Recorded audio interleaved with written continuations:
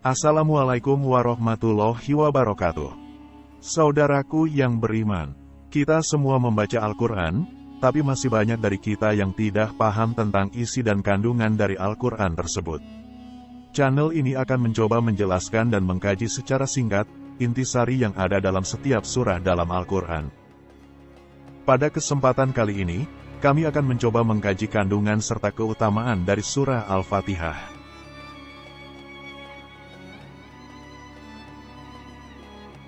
Surah Al-Fatihah menjadi bacaan wajib dalam menjalankan ibadah sholat. Keutamaan surah Al-Fatihah begitu banyak, sehingga alangkah baiknya bila selalu kita baca dan amalkan. Sebagaimana yang telah disabdakan oleh Rasulullah SAW, jika kita punya suatu hajat apapun, surah Al-Fatihah bisa menjadi perantara untuk hajat tersebut. Surah Al-Fatihah termasuk ke dalam surah Makkiyah atau surah yang diturunkan di Makkah, dan terdiri dari 7 ayat, 139 huruf, yang terangkai dalam 25 kata. Al-Fatihah adalah surah pertama dalam Al-Quran yang ternyata memiliki keutamaan dari isi kandungannya. Beberapa unsur pokok yang terdapat dalam surah Al-Fatihah adalah inti dari Al-Quran. Ini meliputi tentang keimanan, hukum Islam, dan kisah-kisah Islam lainnya. Ada pula beberapa kandungan yang mencakup tujuan dari Al-Quran, seperti prinsip dan turunan ajaran agama yang meliputi akidah, ibadah, syariah, keyakinan atas hari akhir, keimanan atas sifat mulia Allah Subhanahu wa Ta'ala, pengesaan dalam penyembahan, juga permohonan pertolongan melalui doa. Apa saja keutamaan surah Al-Fatihah atau surah yang disebut Ummul Quran ini? Induknya Al-Quran.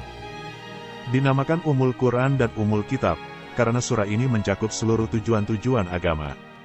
Hal ini seperti yang disebut dalam hadis Rasulullah SAW. Surah Alhamdulillah, yaitu Al-Fatihah, adalah Ummul Quran, Ummul Kitab, dan As-Sabul Matsani, hadis riwayat Tirmidzi. Dapat menyembuhkan penyakit. Keutamaan surah Al-Fatihah untuk menyembuhkan penyakit disebut juga sebagai as-sifa yang berarti obat. Allah Subhanahu wa Ta'ala juga telah menegaskan bahwa Al-Quran adalah obat bagi berbagai macam penyakit.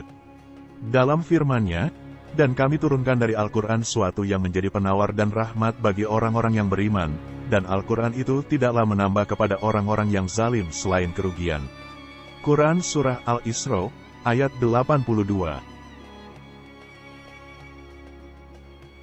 Syarat sah sholat.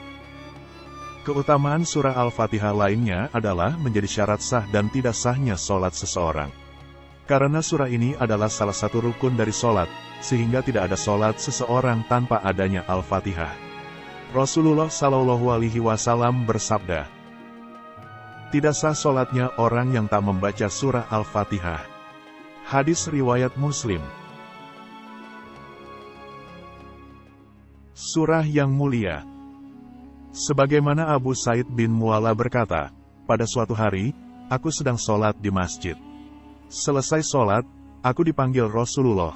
Kemudian Rasulullah pun bersabda, aku akan mengajarkanmu sebuah surah yang teragung di dalam Al-Quran sebelum engkau keluar dari masjid. Aku bertanya, surah apakah itu wahai Rasulullah? Rasulullah kembali bersabda, segala puji bagi Allah, Tuhan semesta alam.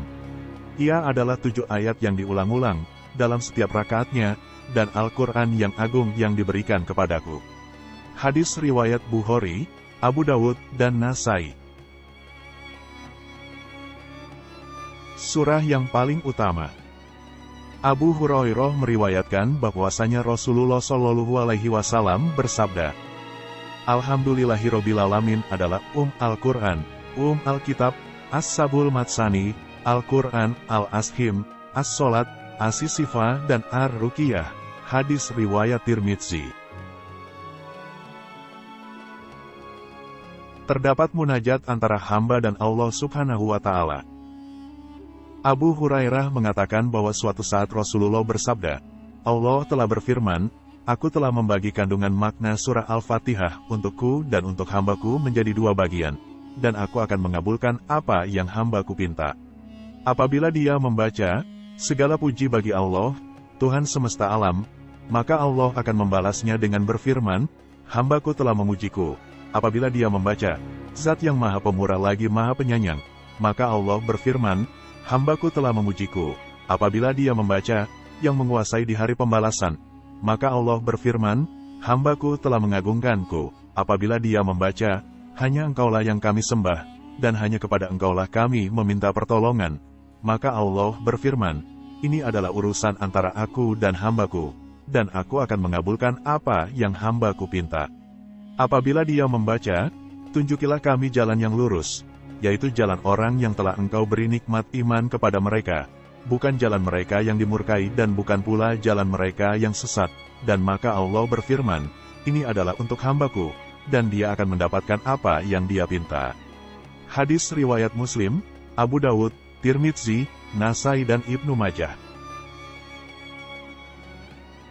Surah untuk meruqyah. Keutamaan surah Al-Fatihah dapat dijadikan sebagai surah ruqyah. Hal tersebut dijelaskan dalam cerita oleh Said Al-Khudri yang berkisah, "Kami pernah berada dalam perjalanan, lalu kemudian kami singgah hingga tiba-tiba datanglah seorang budak perempuan. Ia berkata, 'Kepala suku kami tersengat binatang sedang orang-orang kami tak ada di tempat. Adakah di antara kalian yang bisa meruqyah?' Lalu seorang dari mereka berdiri dan pergi. Awalnya mereka tak menyangka bahwa orang yang berdiri bisa meruqyah. Orang itu pun lalu membacakan ruqyah hingga kepala suku dari budak perempuan itu pun sembuh. Kepala suku pun memberikan ia 30 ekor kambing, sementara mereka diberikan susu. Setelah kembali, orang itu pun ditanya oleh teman-temannya, lalu ia menjawab, 'Tak ada yang kubaca dalam ruqyah selain Ummul Kitab.' Setibanya mereka di Madinah, mereka pun mengadu kepada Rasulullah. Dari sana, Rasulullah bersabda, 'Bagaimana bisa dia tahu Al-Fatihah merupakan ruqyah? Bagi-bagilah kambing itu dan berikan kepadaku satu.'" Hadis riwayat Al-Bukhari dan Muslim. Setiap hurufnya mengandung pahala dari Allah. Keutamaan surah Al-Fatihah dikatakan bahwa setiap hurufnya mengandung pahala yang baik. Hal tersebut dijelaskan dalam cerita oleh Ibnu Abbas. Dalam kisahnya tersebut, Rasulullah sedang bersama malaikat Jibril. Lalu secara tiba-tiba malaikat Jibril mendengar suara keras dari atas. Ia pun langsung mengarahkan pandangan ke atas. Lalu ia berkata pada Rasulullah bahwa suara itu adalah pertanda dibukanya suatu pintu. Pintu tersebut sebelumnya belum pernah sekalipun dibuka. Lalu malaikat Jibril pun berkata, "Sampaikan kepada umatmu mengenai berita gembira dua cahaya ini. Kedua cahaya itu diberikan kepadamu yang belum pernah sekalipun diberikan kepada nabi sebelummu, yakni surat Al-Fatihah dan beberapa ayat terakhir surat Al-Baqarah. Tidaklah kamu baca satu huruf saja, kecuali akan mendapat pahala darinya." Hadis riwayat Muslim. Sebagai doa untuk meminta jodoh. Keutamaan surah Al-Fatihah juga bisa dikatakan sebagai bacaan yang dapat mendatangkan jodoh. Meski tidak secara langsung, namun dalam kitab tafsir ayat Al-Ahkam min Al-Quran, dijelaskan bahwa surah Al-Fatihah didapati ayat basmalah pada ayat pertama.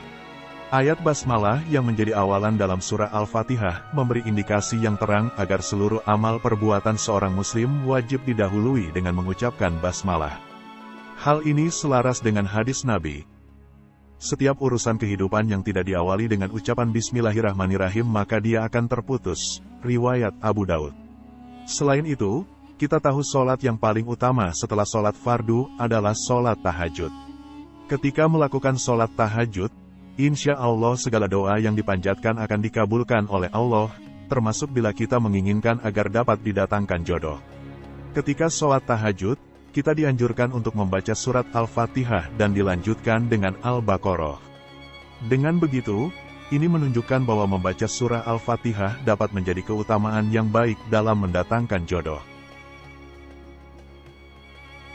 Mengandung 7 ayat pujian yang dibaca berulang. Dijelaskan bahwa surah Al-Fatihah sebelumnya tidak pernah ditemukan dalam kitab lainnya, seperti kitab Taurat, Injil, dan Zabur. Surah ini juga tidak ada yang menyerupainya dalam Al-Quran. Surah ini pun disebut dengan nama Sab'un Minal Matsani atau 7 ayat yang selalu terulang. Dan sesungguhnya kami telah berikan kepadamu 7 ayat yang dibaca berulang-ulang dan Al-Quran yang agung. Quran Surah Al-Hijr, ayat 87.